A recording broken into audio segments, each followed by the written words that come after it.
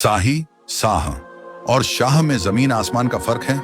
शाही surname राजगौड़ क्षत्रिय 158 AD से लगा रहे हैं, जिसका हिंदी अर्थ होता है उच्च कुल का चक्रवर्ती राजा। महाराजा संग्राम शाही के सोने के सिक्कों में संग्राम शाही लिखा है, ना कि शाह, जबकि शाह एक अफगानी उपाधि है। राजगौड़ों का इतिहास को विकृत करने के लिए इतिहासकारों ने बहादुर शाह की मनगढ़ंत कहानी बनाकर गोंडों में जोड़ दी और गोंडों को मुस्लिम प्रेमी बताया जा सके, जबकि बहादुर शाह और मेवाड़ का राणा सांगा के दामाद ने मिलकर मालवा रीजन को अंधाधुंध लुटाई की परमाण मालवा के प्राचीन क्षत्रिय जमींदारों का अस्तित्व ही मालवा से मिटा दिया। बहादुर शाह के वफादार मनसबदार मेदिनी राय और शिलादित्य बहादुर शाह के अधीन न होकर राणा सांगा के अधीन हो गए और राणा सांगा ने अपनी बेटी दुर्गावती सिसोदिया की शादी रायसेन के छोटे जागीरदार शिलादित्य तोमर से कर दी। राणा सांगा ने शिलादित्य को रायसेन का मनसबदार बनाया। जब गुजरात के शासक बहादुर शाह को रायसेन राज्य से लगे अन्य राजाओं की लूट का माल का हिस्सा जब शिलादित्य और मेदिनी राय ने गुजरात के शासक को नहीं दिया, तो बहादुर शाह राणा सांगा से इसलिए डर गया, कहीं यह तीनों राजपूत शासक मुंह से ज्यादा मजबूत न हो जाएं, तो शिलादित्य पर बहादुर शाह ने हमले कर शिलादित्य को मार डाला। उसके बाद बहादुर शाह ने मेवाड़ पर हमले कर दिए। मगर सवाल यह उठता है कि पूरे मालवा के परमार जमींदारों को लूटने की खुशी में शिलादित्य और मेदिनी राय राजपूत को बहादुर शाह ने शाह की उपाधि क्यों नहीं दी?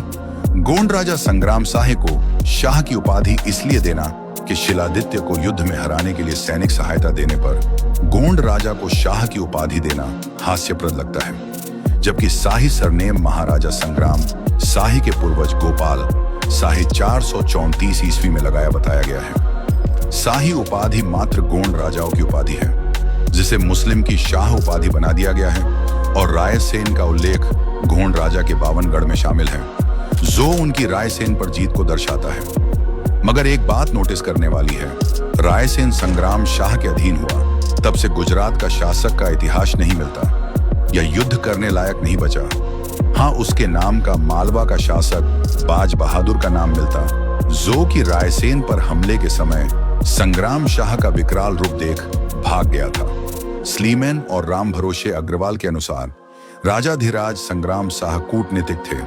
उन्होंने बहादुर शाह पर जब हमले किए तब शिलादित्य को हराने के बाद बहादुर शाह की सेना थक गई और बहादुर शाह हार कर गुजरात लौट गया, और संग्राम शाह ने रायसेन किले का मनसबदार बादी बरेली चौकीगढ़ किला के राजा पूरणमल शाही गोंड कमलापति के पूर्वज को दिया गया, जिनका का शासन चंदेरी तक रहा, और चंदेरी के राजा पूरणमल शाही के वंशज अभी भी बादी बरेली में निवासरत हैं। गोंड राजा संग्राम शाह के अधीन चंदेरी के राजा पूरणमल शाह के पिता महासिंह राजगौड़ थे, जिन्होंने चौकी गढ़ रायसेन में शासन किया।